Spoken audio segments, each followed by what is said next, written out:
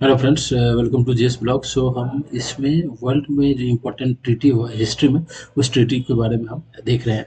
तो इसमें हम टिलसिट ट्रीटी टिलसिट टिलसिट ट्रीटी के बारे में देखेंगे। ये ट्रीटी क्या है और किसके बीच में हुआ था, और इस ट्रीटी से ये 1807 में हुआ था। किसके बीच में हुआ था? नेपोलियन नेपोलियन एंड रूस के बीच में, नेपोलियन बोनापार्ट एंड रसिया के बीच में। जो उस टाइम था वहाँ का अलेक्जेंडर फर्स्ट था, उसके बीच में हुआ था, रसिया के बीच में। ये ट्रीटी इसलिए इम्पोर्टेंस है क्योंकि इसका इम्पोर्टेंस इससे साबित होता है कि इसके बाद जो फ्रांस था, जो नेपोलियन बोनापार्ट था, वो पूरे यूरोप के अंदर एक एक साम्राज्य, ब्रिटेन को छोड़कर एक साम्राज्य रसिया बचा था, मतलब मजबूत, उसको भी हरा दिया और उससे भी ट्रीटी करा लिया। इसीलिए ये इसलिए महत्वपूर्ण है क्योंकि नेपोलियन का पूरे यूरोप के अंदर जो ये कह सकते हैं डोमिनेंस आ गया था इस ट्रीटी के बदौलत। तो इस ट्रीटी में क्या हुआ था वो देखते। देखिए देखिए ऑस्ट्रिया जो है, ऑस्ट्रिया को वो हरा दिया था। ठीक, इससे पहले हम पढ़े थे ना, कौन सा, कैंपो फॉर्मिया का ट्रीटी, एमेंस का ट्रीटी, ये सब पढ़े थे। कैंपो फॉर्मिया, एमेंस का ट्रीटी। तो ऑस्ट्रिया को ऑस्ट्रेलियाइज, बैटल ऑफ ऑस्ट्रेलियाइज। ठीक है। दूसरा आप देखोगे, फ्रांस को उसने प्रसा प्रसा जो जर्मनी का कह सकते हैं कि वो था, जर्मनी को रिप्रेजेंट करता था उस टाइम, प्रसा ही था ना एक। प्रसा को जेना एवं एवरेस्टाट, जेना एवं एंड एवरेस्टाट, एव एव एवरेस्टाट, ये दो बैटल में वो हरा दिया था। किसको? प्रसा को। तो अब देखोगे, यूरोप के अंदर प्रसा भी हार गया था और ऑस्ट्रिया भी हार गया था। ठीक है। बचा एक कौन था? रसिया बचा था। तो रसिया पे उसने, बोनापार्ट ने अटैक किया था 1807 में। ईलो, जो बैटल ऑफ ईलो है, बैटल ऑफ ईलो, इस ईलो में क्या हुआ था? बैटल ऑफ ईलो में जो रसिया का बीच में और फ्रांस के बीच में जो बैटल हुआ था, बहुत ही मतलब बहुत ही लंबा चला था और बहुत ही, मतलब कह सकते हैं एक इंटेंसिव हुआ था बहुत। उसमें सैनिक मारे गए थे। और जो इसका जो रसिया की तरफ से जो उसको लीड कर रहा था, तो जो कमांडर था वो भाग गया था। तो इसमें कोई रिजल्ट नहीं निकला था इसमें, बैटल ऑफ ईलो के अंदर। फिर देखोगे तो 1807 में ये हुआ था, जनवरी के अंदर। फिर जुलाई में फिर बोनापार्ट ने अटैक किया था रसिया में, 1807 में फिर अटैक किया था। तो ये जो अटैक है, इसको फ्रीडलैंड, बैटल ऑफ फ्रीडलैंड कहते हैं।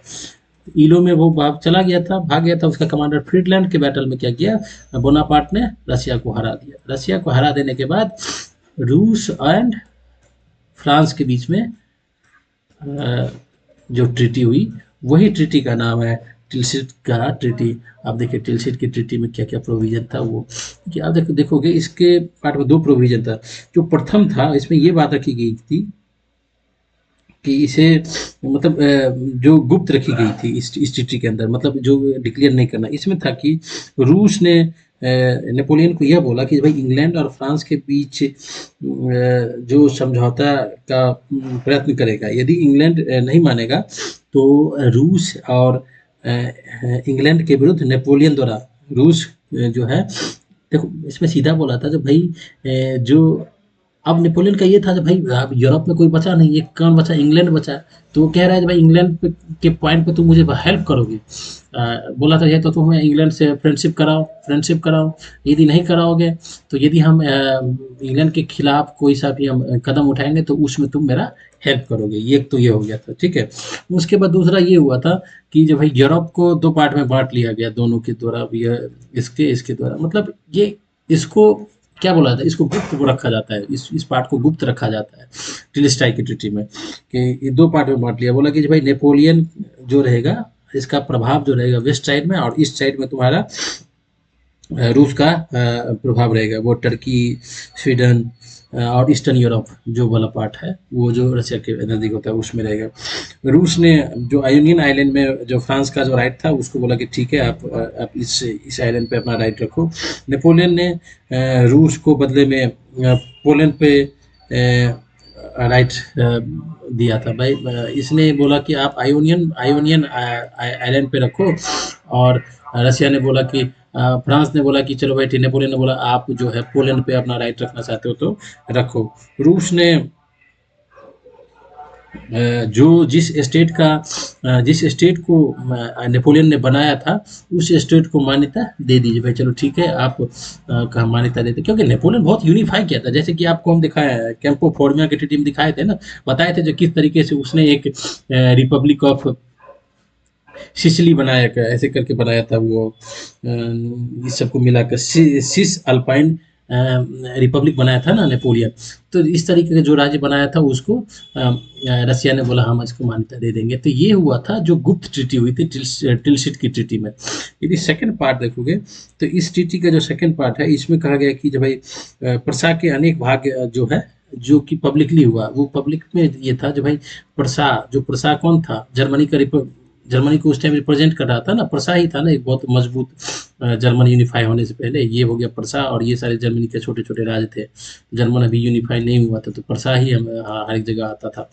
तो ये कहा गया था भाई प्रसा को जितने भागों से अलग कर दिया गया है, तो प्रसा का जो वेस्टफेलिया स्टेट है,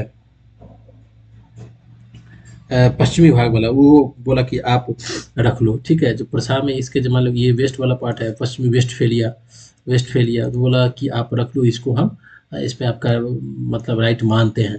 तो ये बोनापार्ट के पास में आ गया, बोनापार्ट ने ये अपने भाई को दे दिया, चलो ठीक है, इस पे तुम अपना जेराम बोनापार्ट के अधीन कर दिया। तो फिर पूर्वी वाले पार्ट को इधर रशिया को बोला कि आप ले लो, फिर कुछ सेक्शनी वाले को दे दिया। सेक्शनी कौन था, ये यहाँ का इटली का जो था वो उसको दे दिया गया था। तो ट्रिनिस्टी का यही ट्रीटी रहा था, समझ गए।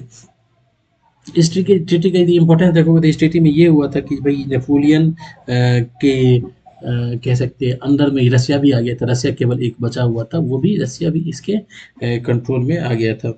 इंग्लैंड को छोड़ के देखोगे तो सभी यूरोप का जितने भी राष्ट्र थे वो नेपोलियन के कंट्रोल में आ गया था। नेपोलियन जो कहते हैं अपने पीक पे उस टाइम में था। तो जो इस ट्रीटी के अंदर हुआ था पब्लिकली हुआ था, जब भाई वेस्टफेलिया वाले पार्ट जो है प्रसा का वो आप ले लो, तो ये बोनापार्ट के में आ गया, तो बोनापार्ट अपने भाई को दे दिया। और ईस्टर्न वाले पार्ट में था तो इसने बोला कि जो भाई इसको आप रसिया बोला कि रसिया को दे दो, ठीक है, रसिया को ये सक्सनी स्टेट था उसको दे दिया गया इसका कुछ पार्ट, ठीक है कुछ। ये तो ये है आपका ट्रिलिस्टी का treaty. Thank you for watching it.